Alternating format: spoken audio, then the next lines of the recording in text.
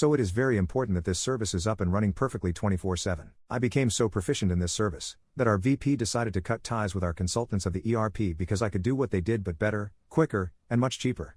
For reference, we were paying these consultants $5,000 a month just to be on standby if we needed them for some sort of problem that could arise from using this ERP, and had to dish out more money to fix those problems depending on how many hours of their time was spent to fix said problems. Not sure on their exact rate, but it was something like $200 an hour, and they took weeks to fix anything, while I could fix the problem in time for my daily afternoon shit break.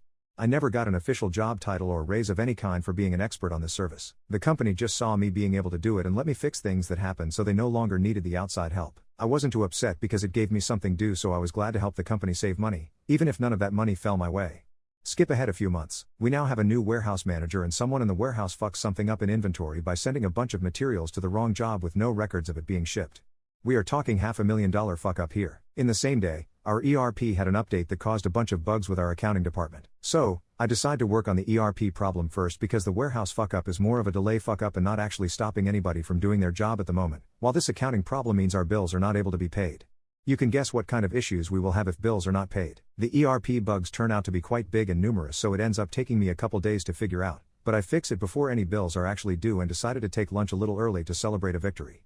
Crisis averted. New warehouse manager storms into my office after I get back from lunch and is livid. Apparently, the bosses were pinning the blame on him for the warehouse fuck up, and considering he is the one who oversees shipments and personnel in the warehouse, the blame is rightfully placed. He starts laying into me, asking why I have not fixed the problem yet, yelling and screaming like a child. I tried explaining that I was fixing an ERP issue and have not had time to look at the warehouse problem yet. He gets even more angry and notes that it is funny how I have time to take early lunches but not do my job. That started to piss me off, but I held my tongue and kept calm about the situation. He then ordered me to only do what is in my job title and to leave the ERP bullshit to the people competent enough to handle it, as he put it.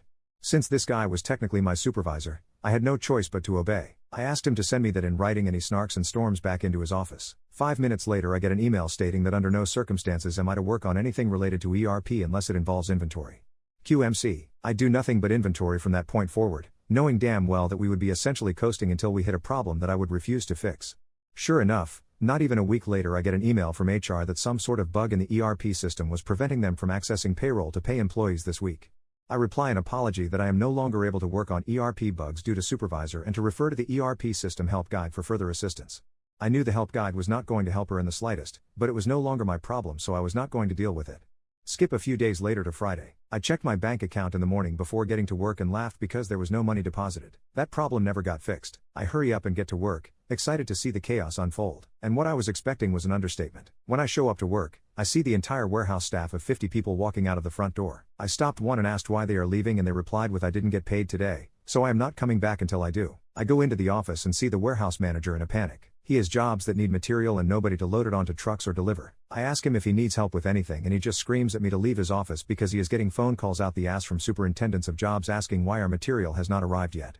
I pass by HR on the way to my office and see a bunch of the bosses huddled up over her computer with her with angry and confused expressions on their face, I guess trying to figure out the problem.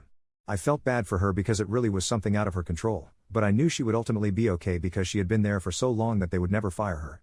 When I get to my office, I see the VP waiting for me there. He has a very pissed off expression on his face. When we get inside, he demands to know why I did not fix the problem in HR when she emailed me about it. I replied that I am no longer allowed to work on ERP problems as it is not in my job title. He has the most shocked look on his face and asked why all of a sudden I had a change of heart. I show him the email from warehouse manager and I could see the dots connect in his head. He immediately storms out and I see him heading straight to the warehouse manager's office. They were in there for a few hours, but eventually he comes back to my office. He seems calmer now and asks me politely if I can fix the problem in HR and if I can resume fixing the ERP if needed. At this point I liked the relief of responsibility and told him I would only do it if he put it officially in my job title along with a raise.